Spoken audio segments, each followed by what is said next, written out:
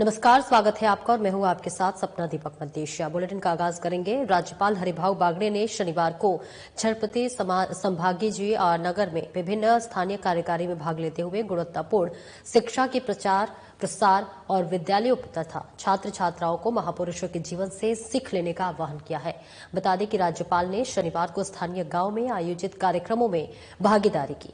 उन्होंने वहां पर आधारभूत सुविधाओं के विकास और स्थानीय जनों को शिक्षा, चिकित्सा, पेयजल और अन्य सुविधाओं से लाभान्वित किए जाने का आह्वान किया। निधोना गांव में राज्यपाल ने प्राथमिक विद्यालय का अवलोकन कर शिक्षा संबंधित व्यवस्थाओं के बारे में जानकारी ली। वहां उन्होंने छात्र छात्राओं के साथ आत्मीय संवाद भी किया। इसी तरह बिधुना गांव में चिकित्सा सुविधाओं के लिए उन्होंने एम्बुलेंस का लोकार्पण किया। ग्राम पंचायत को एम्बुलेंस की चाबी सौंपते हुए उन्होंने स्वस्थ जीवन के लिए योग और व्यायाम अपनाने पर भी जोर दिया।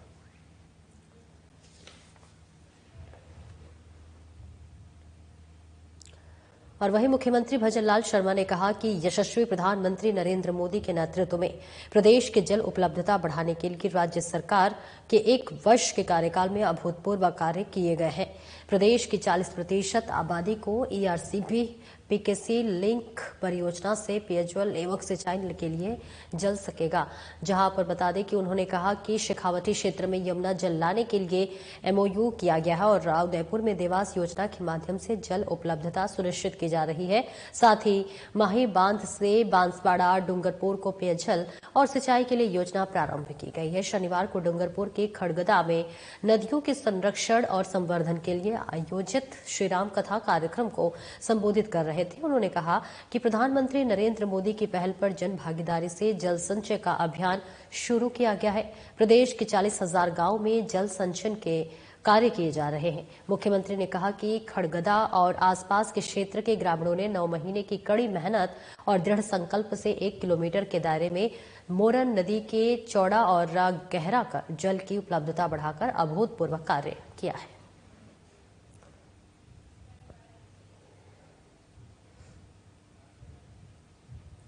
और वही शिक्षा और पंचायती राज मंत्री मदन दिलावर ने शनिवार को बालोतरा जिले के श्री रानी भटियानी मंदिर संस्थान जासोल धाम का दौरा किया। इस दौरान उन्होंने भी रानीसा भटियानीसा श्री बायोसा के मेरुजी, श्री खेतलाजी, श्री सवाई सिंह जी और श्री लाल बन्नासा मंदिरों में विधि विधान से पूजा अर्चना की। मंदिर संस्थान समिति सदस्य हरिश्चंद्र सिंह जसोल ने उन्हें संपूर्ण मंदिर परिसर में हुए विकास कार्यों की जानकारी दी है। उसके बाद शिक्षा और पंचायती राज मंत्री ने मंदिर परिसर का निरीक्षण किया और विकास कार्यों की सराहना की।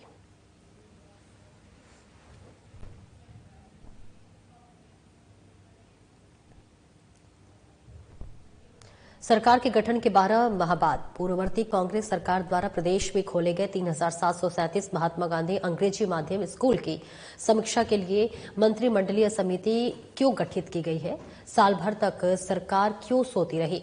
इसका जवाब प्रदेश की जनता मांग रही है। ये प्रश्न राजस्थान प्रदेश कांग्रेस कमेटी के अध्यक्ष गोविंद सिंह डोटासरा ने प्रदेश कांग्रेस मुख्यालय में प्रेस वार्ता को संबोधित करते हुए प्रदेश की बीजेपी सरकार से किया। उन्होंने कहा कि प्रदेश में 3,737 महात्मा गांधी अंग्रेजी माध्यम स्कूल चल रहे हैं और इस वर्ष 6,77,000 से अधिक छात्र छात्राएं प्रवेश लेकर शिक्षा प्राप्त कर रहे हैं और इनमें छात्राओं की संख्या छात्रों के मुताबिक अधिक है। इन सभी छात्र छात्राओं को अंग्रेजी माध्यम की शिक्षा निःशुल्क मिल रही है और पिछले सत्र में इन स्कूलों में पढ़ने वाले छात्र छात्राओं की संख्या 7,09,270 थी।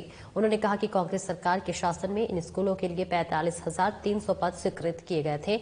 अलग से अंग्रेजी माध्यम स्कूल के शिक्षकों का टेंडर भी बनाया गया था और पूर्ववर्ती कांग्रेस सरकार द्वारा 10,000 नई भर्तियां भी की गई थी। परीक्षा को लेकर अंग्रेजी माध्यम स्कूलों में शिक्षक बनाए जाने का कार्य किया गया था और उन्होंने कहा कि वर्तमान बीजेपी शासन ने पिछले 1 वर्ष से इन स्कूलों में 17,192 पद के लिए रिक्त हैं। इनमें शिक्षकों के 13,552 और क्लेरिकल स्टाफ के लिए 3,440 पद रिक्त हैं। उन्होंने कहा कि इन अंग्रेजी माध्यम स्कूलों के लिए मुख्यमंत्री और शिक्षा मंत्री ने एक भी भर्ती नहीं की।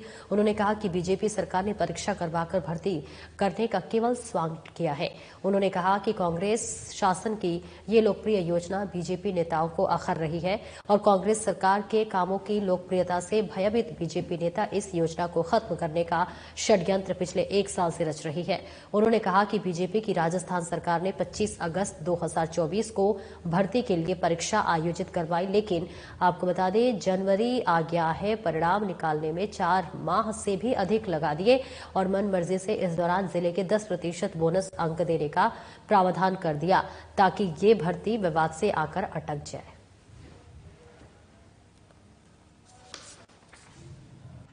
राज्य सरकार ने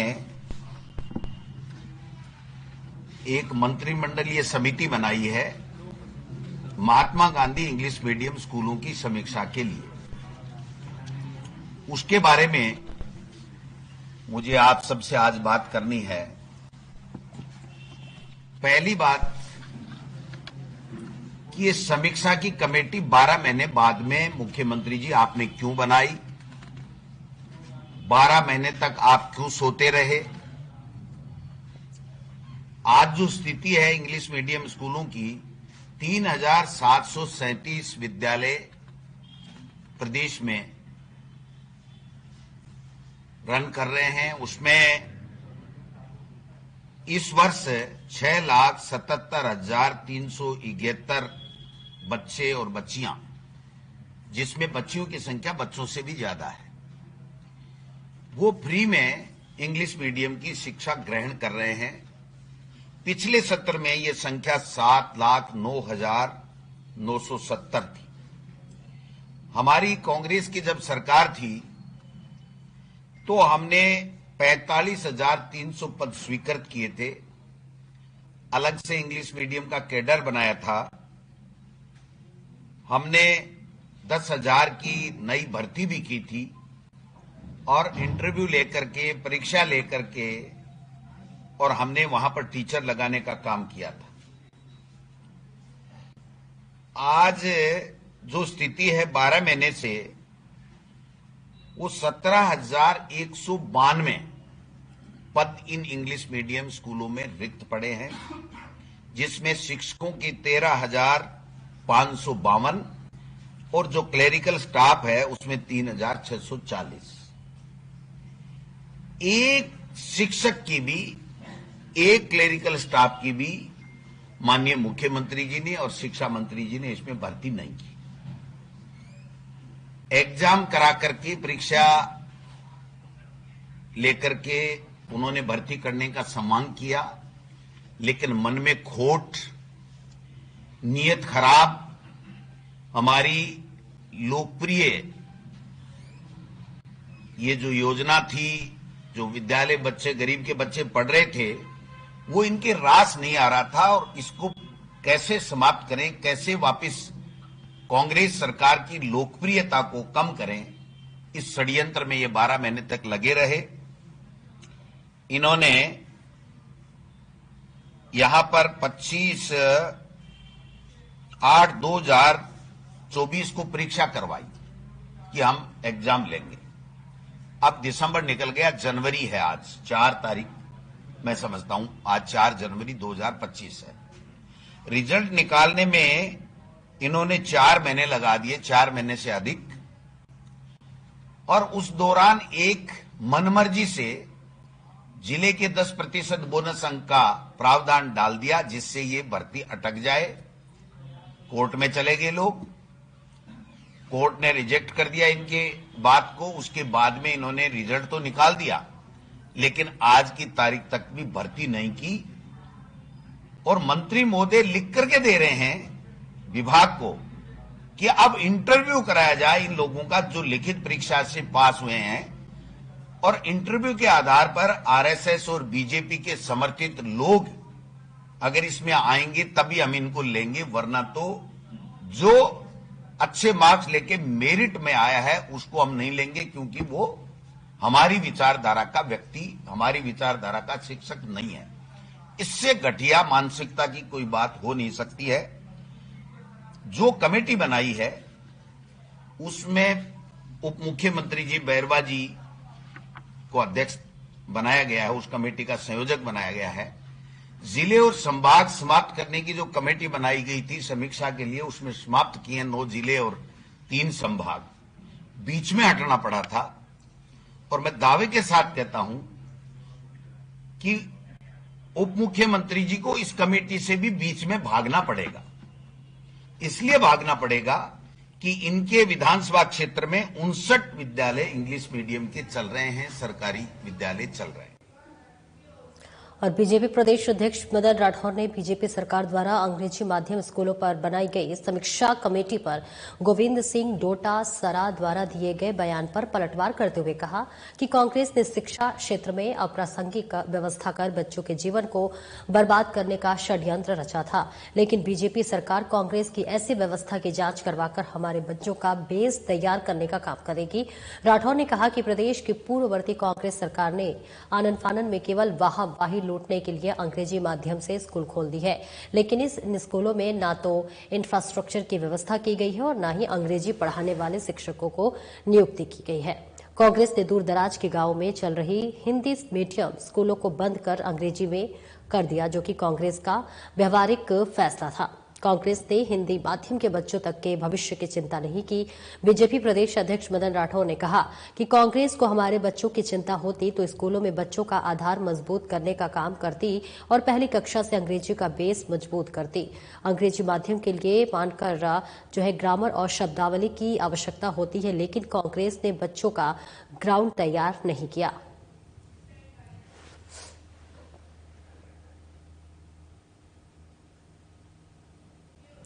पूर्व मंत्री कांग्रेस नेता प्रताप सिंह खाचरियावास ने कहा कि राजस्थान में एमओयू करने वाले बड़े बड़े उद्योगपतियों को राजस्थान में 3 स्थान पर अब बिना नीलामी के राज्य सरकार सीधे जमीन आवंटित करने का फैसला करके बड़ा घोटाला कर रही है।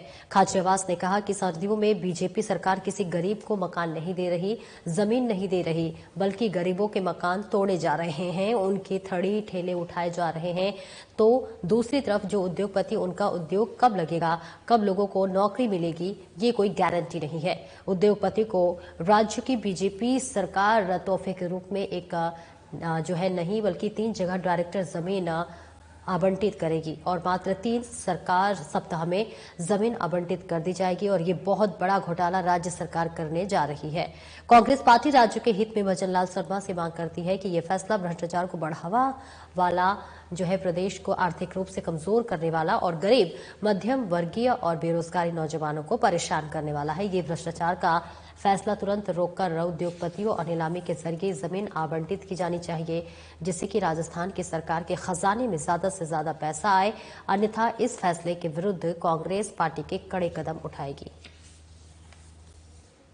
राजस्थान के नाम पर उन 1 लाख करोड़, 2 लाख करोड़, 50,000 करोड़, 25,000 करोड़ के पैसे वालों को राजस्थान की सरकार बहुत बड़ा तोहफा दे रही है। राजस्थान की सरकार ने निर्णय ले लिया कि गरीब को ना तो मकान मिलेगा ना जमीन मिलेगी। गरीब का तो घर उजाड़ रहे हैं, उसके मकान तोड़ रहे हैं सरकार सर्दियों में जाकर। और ये बड़े बड़े पैसे वालों को इन्वेस्ट राजस्थान के नाम पर जिन लोगों ने एमओयू किया है, वो राजस्थान में 3 जगह जमीन ले सकते हैं और जमीन उनको ऑक्शन में नहीं लेनी पड़ेगी। अब कोई कॉम्पिटिशन नहीं होगा, सरकार उन्हें सीधे आवंटित करेगी। ये सीधा आवंटन जो है उद्योगपतियों को इन्वेस्ट राजस्थान के नाम पर, सीधे सीधे भ्रष्टाचार। सरकार चाहेगी जिसको पिक एंड चूज करेगी और करोड़ों अरबों रुपए की जमीन उठाकर कोड़ियों के दाम दे देगी कि साहब ये इन्वेस्टमेंट करेंगे। और तो इन्वेस्टमेंट को जनता के लिए थोड़ा ना कर रहे हैं, वो खुद के लिए कर रहे हैं। यहां से पैसे कमाएंगे, सरकार से डायरेक्ट वो आवंटित करवा लेंगे जमीन और मजे करेंगे। ऑक्शन में आएंगे तो कॉम्पिटिशन होगा, सरकार राजस्थान की सरकार को पैसा मिलेगा। ये पैसा यदि ऑक्शन होता जमीनों का, तो जो पैसा सरकार को मिलता वो गरीब वेलफेयर में काम आता, मीडियम क्लास के काम आता। नौजवान को रोजगार नहीं मिल रहा, अस्पतालों में दवाई नहीं है, लोग परेशान है, दुखी है। और ये जो पॉलिसी लेकर आए हैं कांग्रेस पार्टी, इसका विरोध करेगी। इसमें बड़ा भ्रष्टाचार हो रहा है। डायरेक्ट जमीन आवंटित करना बड़े बड़े उद्योगपतियों को, जो दुनिया के माने उद्योगपति है, ये बहुत बड़ा भ्रष्टाचार होने जा रहा है। और हम शुरू से कह रहे हैं कि जमीनों की बंदरबाट होगी। अब राजस्थान में कोई भी जमीन बचेगी नहीं, क्योंकि सरकार इन उद्योगपतियों को करोड़ों अरबों रुपए की जमीनें कोड़ियों के दाम डायरेक्ट आवंटित करेगी और उनको कोई नीलामी प्रक्रिया में नहीं जाना पड़ेगा। ये सीधे सीधे भ्रष्टाचार है, ये रुकना चाहिए और सरकार को जवाब देना चाहिए। चिकित्सा और स्वास्थ्य मंत्री गजेंद्र सिंह खिवसर ने शनिवार को अपने राजकीय आवास पर जन सुनवाई कर आमजन की समस्या सुनी और इनका तत्काल प्रभाव से यथोचित निस्तारण करने के लिए भी अधिकारियों को आवश्यक दिशा निर्देश दिए। बता दें खिवसर प्रदेश के विभिन्न क्षेत्र से आए लोगों से आत्मीयता के साथ मिले और उनकी समस्याएं सुनी। उन्होंने मौके पर ही अधिकारियों को समस्याओं का निस्तारण के संबंध में आवश्यक कार्रवाई के लिए निर्देश दिया। उन्होंने कहा कि मुख्यमंत्री भजनलाल शर्मा के नेतृत्व में राज्य सरकार जन कल्याणकारी सोच के साथ एक से बढ़कर एक निर्णय ले रही है। राज्य सरकार का प्रयास है कि आमजन का जीवन स्तर बेहतर हो और उनकी समस्याओं को जल्द से जल्द निस्तारण कर राहत पहुंचाई जाए।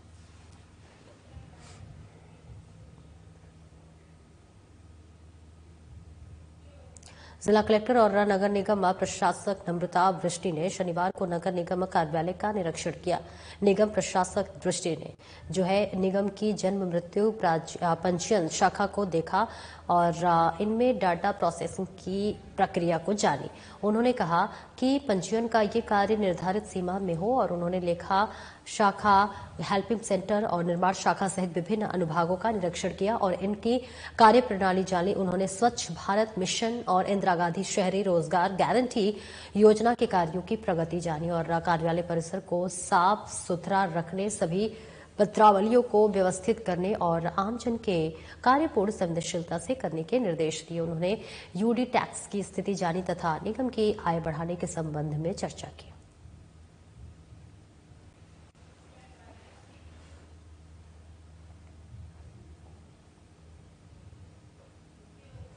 खबर हनुमानगढ़ से है, जहां पर जंक्शन थाने के उप निरीक्षक गजेंद्र सिंह के खिलाफ अधिवक्ता आक्रोशित हो गए और आक्रोशित अधिवक्ताओं ने जंक्शन थाना का घेराव किया।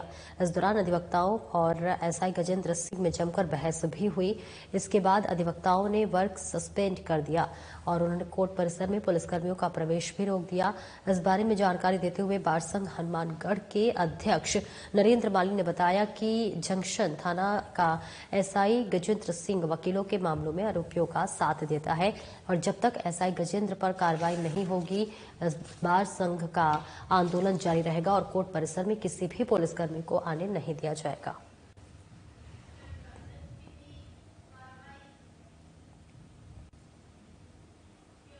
और खबर हनुमानगढ़ से है, जहां पर साइबर अपराधों की रोकथाम और नशे के खिलाफ प्रभावी कार्रवाई करें। नशा जिले के मुख्य समस्या के लिए है, जिस कारण कई तरह के अपराध घटित होते हैं। इसके लिए मुस्तैदी से कार्य करते हुए नशे के सौदागरों पर प्रभावी कार्रवाई करें। एसपी अरशद अली ने क्राइम मीटिंग में अपराध और कानून व्यवस्था की समीक्षा करते हुए पुलिस अधिकारियों को ये निर्देश दिया है। एसपी ने कहा कि 2025 की शुरुआत नशे के खिलाफ साइबर अपराधों की रोकथाम के लिए विशेष अभियान के साथ ही की जा रही है।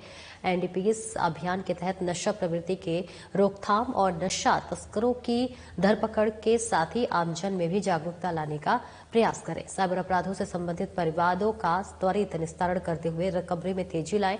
सड़क दुर्घटनाओं में कमी लाने के लिए वाहन चालकों को यातायात नियमों के बारे में जागरूक करें।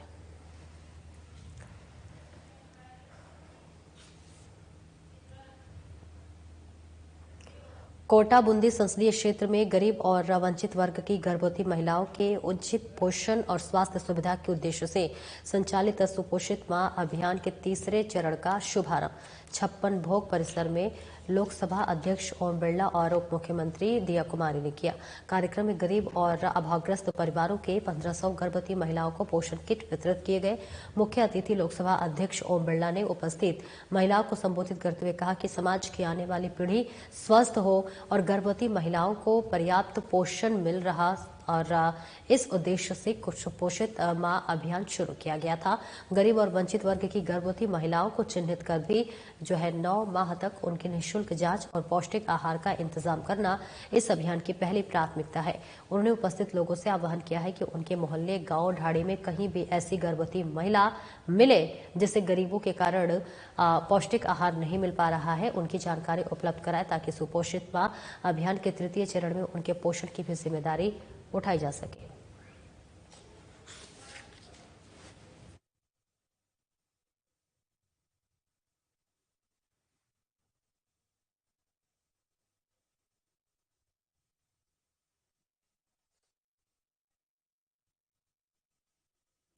राजस्थान विधानसभा अध्यक्ष वासुदेव देवनानी ने विधानसभा में लंबित प्रश्नों, ध्यानाकर्षण प्रस्ताव, विशेष उल्लेख प्रस्तावों, आश्वासनों एवं सचिकाओं के संबंध में राज्य सरकार के मुख्य सचिव, अतिरिक्त मुख्य सचिव सहित वरिष्ठ अधिकारियों की उच्च स्तरीय बैठक की अध्यक्षता की। इस दौरान देवनानी ने कहा कि विधानसभा आमजन की समस्या का समाधान सशक्त प्लेटफॉर्म है। विधायकों द्वारा जन समस्याओं के संबंध में उठाए गए मुद्दों के निराकरण विधानसभा के पवित्र सदन में होना आवश्यक है।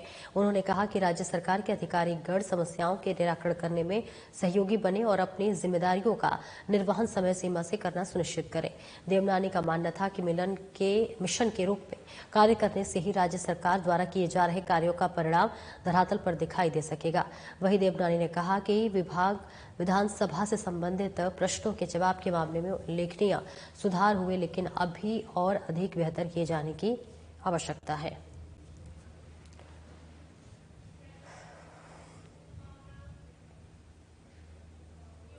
बीजेपी प्रदेश प्रभारी डॉक्टर राधा मोहन दास अग्रवाल ने कैलेंडर वर्ष 2025 की शुभकामनाएं देते हुए भजनलाल सरकार को सफलता सरकार बनाया। तो वही आपको बताते चले कि डॉक्टर अग्रवाल ने कहा कि मुख्यमंत्री भजनलाल शर्मा ने पिछले एक साल में जो क्रांतिकारी कार्य किए हैं वो आज तक किसी भी सरकार ने नहीं किए हैं। बीजेपी सरकार ने राजस्थान के विकास के नए आयाम स्थापित किए हैं। वही राजस्थान में अपराध पर अंकुश लगाने का कार्य, भ्रष्टाचार मुक्त शासन प्रदान करने के साथ ही समाज के सभी वर्गों को साथ लेकर चलने के लिए योजनाओं का क्रियान्वयन करने का ऐतिहासिक कार्य 2024 में किया गया। ऐसे में यह भी तय है कि मुख्यमंत्री भजनलाल शर्मा सरकार अगले विधानसभा चुनाव में भारी बहुमत के साथ सरकार बनाएगी। और वहीं बीजेपी प्रदेश प्रभारी डॉक्टर राधा मोहन दास अग्रवाल ने एक सवाल का जवाब देते हुए कहा कि अशोक गहलोत पर प्रदेश की जनता बोल चुकी है। विधानसभा चुनाव 2023 में उनको बता चुकी है कि उन्होंने प्रदेश में कितनी मेहनत की है।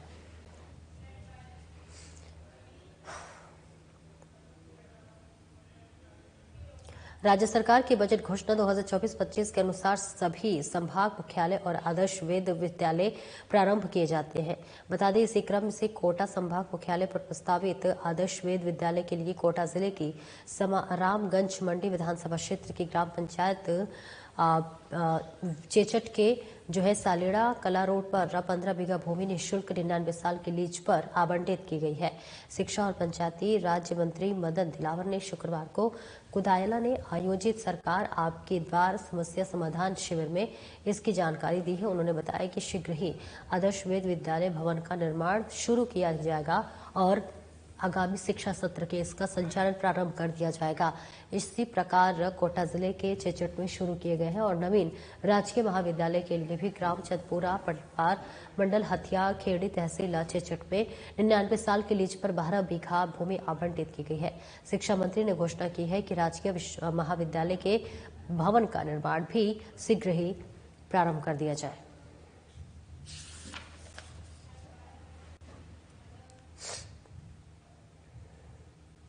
शिक्षा मंत्री मदन दिलावर ने कहा कि कांग्रेस की अपनी राजनीतिक फायदों के लिए गलत और भ्रामक बयान देने की पुरानी आदत है।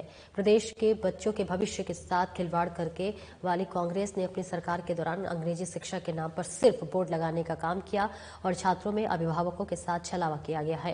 कांग्रेस सरकार ने इन स्कूलों के लिए न तो अंग्रेजी शिक्षकों की भर्ती की है और न ही इसके लिए बजट तैयार किया है। इसी के साथ सरकारी स्कूलों को अंग्रेजी माध्यम से बदलकर अंग्रेजों कांग्रेस ने इन स्कूलों को बंद करने का षड्यंत्र किया है। मंत्री बिलावर ने कहा है कि भ्रष्टाचार की नई इबारत लिखने वाली कांग्रेस ने ट्रांसफर उद्योग पेपर चोरी से शिक्षा के मंदिर को नाथी का बाड़ा बना लिया है। हमारी सरकार मुख्यमंत्री भजनलाल जी के नेतृत्व में शिक्षा के बेबुनियाद स्तर में सुधार लाने के लिए तत्पर होकर कार्य कर रही है तथा हमारी प्राथमिकता प्रदेश के बच्चों को सर्वोत्तम शिक्षा देना है। मंत्रिमंडलीय कमेटी स्कूलों की मजबूत बनाने पर काम करेगी।